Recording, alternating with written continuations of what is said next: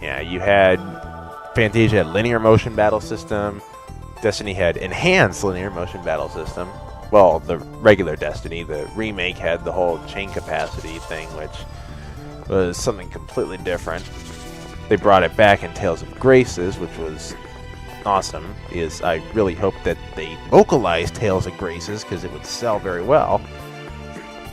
Especially considering how well, I mean, the only reason why we saw the English version of this was because Symphonia sold so well in the US.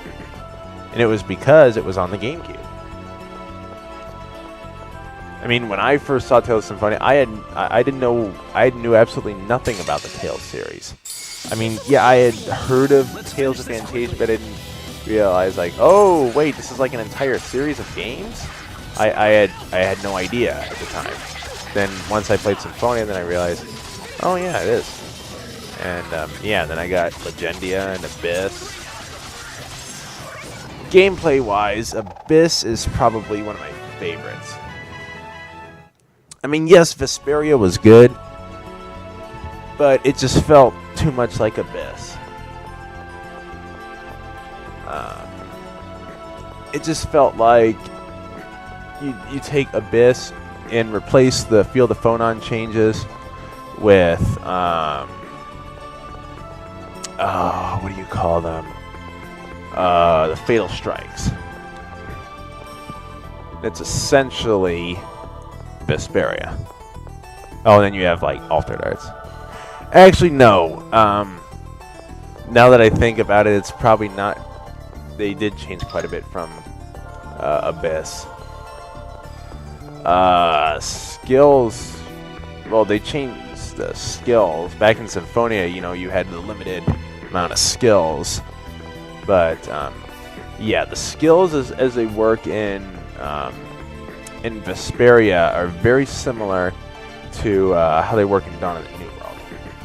I say that because Dawn of the New World actually came out before Vesperia. Really here. They came out... Dawn of the New World was like... June of 2008. Don't worry, Marta. That was Dawn of the New World in Japan. Vesperia came out, it was almost simultaneous Japan and Japanese and English I'm sure he is. at Okay. August of that year. And then we saw Dawn of the New World in English in November of that year. Really? Really, really. Yes, trust me. I'm your guardian, the Knight of Ratatosk. Yeah. I'm your guardian. I'm a much better guardian to you than any of Yuna's guardians were. Emil, you sure say some manly things when you're in Ratatosk mode. 'Cause I'm a man. Man. M-A-N, man. Shut up! See, he's PMSing. He does not like being manly. He is fabulous. Whoa! Almost got a attack back.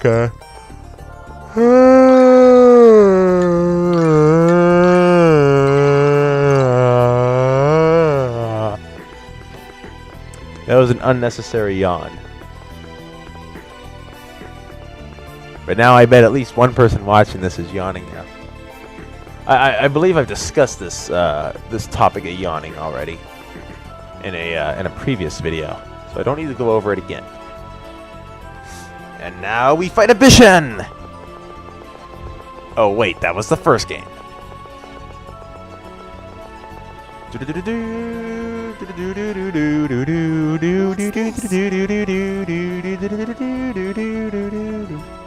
No.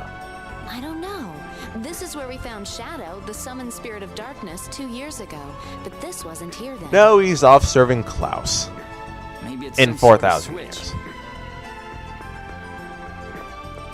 Let's go poke it. Poke!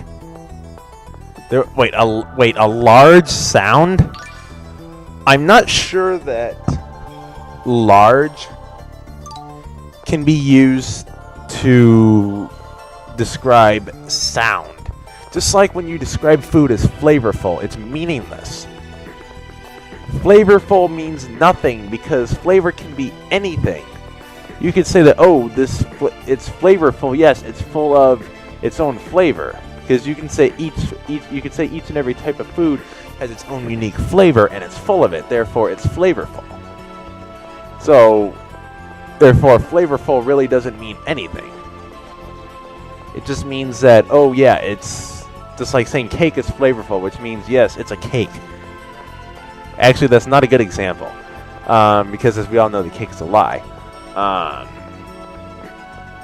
Ice cream.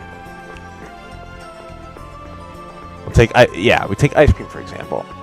If you say ice cream is flavorful, then that just means, okay, the ice cream is ice cream. Anyway, yeah, that is my rant on the word flavorful. Flavorful is a meaningless word. It's open. Which, by the way, this episode is going to be named Flavorful. I wonder if Tenebray's up ahead. Probably. But I'm sure we'll find some enemies waiting for us as well. You mean the voices we heard earlier? The only people Enemies have voices? What is this, Riviera? This would be Lloyd or the Vanguard. We can't let them take Tenebray. Let's go. Radio impact! Yeah, we run in here. Ooh, we got a boss fight coming up. Look at that, how they all light up as we start running towards here.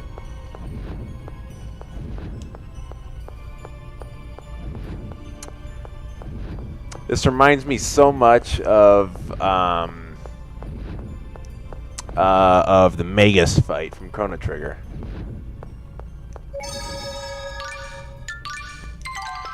Which, speaking of Chrono Trigger, one of my friends, iheartmovees, is doing Chrono Trigger, as well as like a bunch of other RPGs, like Wild Arms, Saga Frontier 2. I sense Aqua. Final Fantasy 4. Well, 2, because it was on the Super Nintendo. It doesn't matter.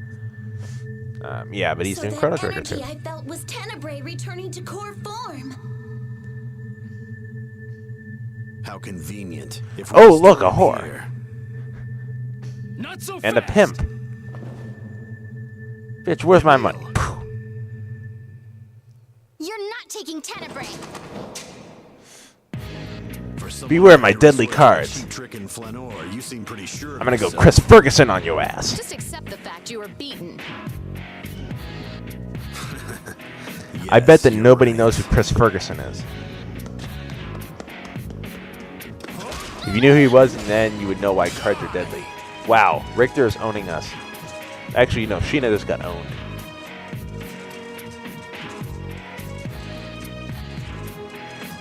He has 2 weapons. Interfering. I don't want to fight you. That's too bad. Because I can't wait to kill you!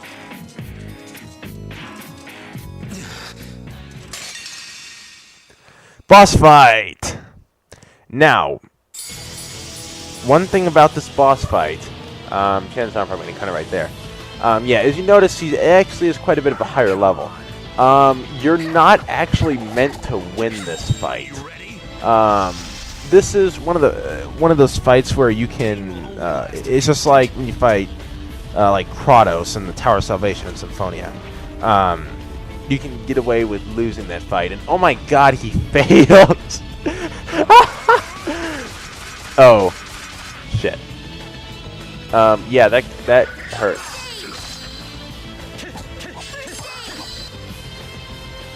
Oh yeah. Okay, I guess you can't win this.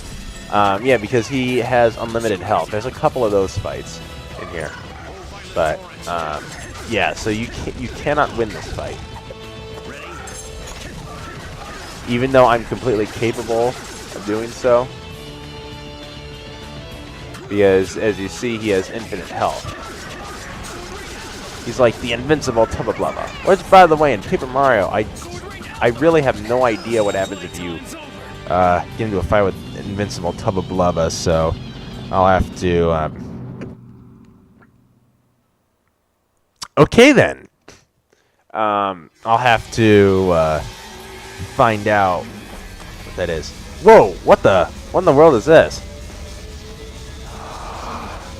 Ein so Hour!